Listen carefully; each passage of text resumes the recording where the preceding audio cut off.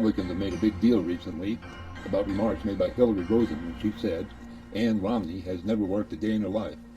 Quoting Miss Rosen, she said, "What you have is Mitt Romney running around the country saying, well, you know, my wife tells me that women really care about economic issues, and when I listen to my wife, that's what I'm hearing."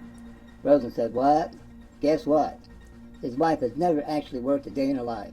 Republicans jumped all over her statement, as if it were proof the Democrats hate women.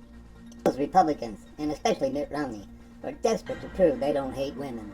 What they don't realize is that Mitt Romney and the Republicans have already proven they do hate women. And there is no going back. In order to prove he supports women's rights, Mitt Romney will have to flip-flop on many different positions he has taken during the primaries. In other words, Mitt Romney will have to lie through his teeth in order to become the president.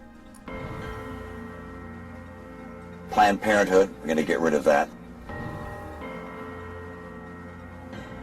Mittens will also have to depend and hope women have short memories.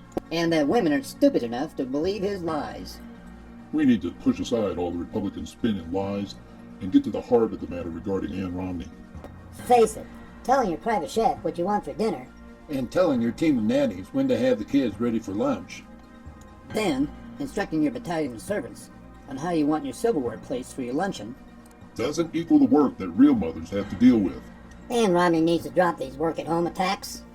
Because, even if you fully believe she was a great mother who raised 5 great children, You're probably wondering, right now, how many maids, nannies, personal chefs, and other helpers Romney's had along the way. In a later interview on CNN, Rosen said she should not have chosen words that seemed to attack Ann Romney's choice of life. And that she hoped Mrs. Romney understands she didn't mean it personally, adding, she was trying to talk about economic issues. she also said that Mitt Romney should not be relying on his wife for guidance on economic issues affecting women. Nothing could be more true. Ann Romney is not an expert on women's economic issues. Can anyone point to a credible study done by Ann Romney on economic issues affecting women? Does anyone think Ann Romney has ever dealt with the kinds of economic issues that a majority of the women in this country Are facing in terms of how do we feed our kids? How do we send them to school? and why do we worry about their future? Among American parents, the only clear beneficiaries of Romney's fiscal plans would seem to be the wealthiest parents.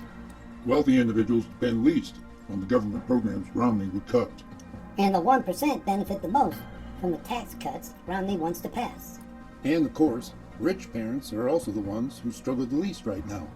They may be familiar with the difficult work of raising kids, But they are frequently not familiar with the financial struggles that the 99er parents face.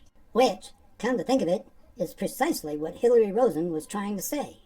When you have Mitt Romney money, Paris Hilton money, or Britney Spears money, or any minimum of 7-figure money, People can talk about you all day, every day, and it ultimately won't mean a damn thing.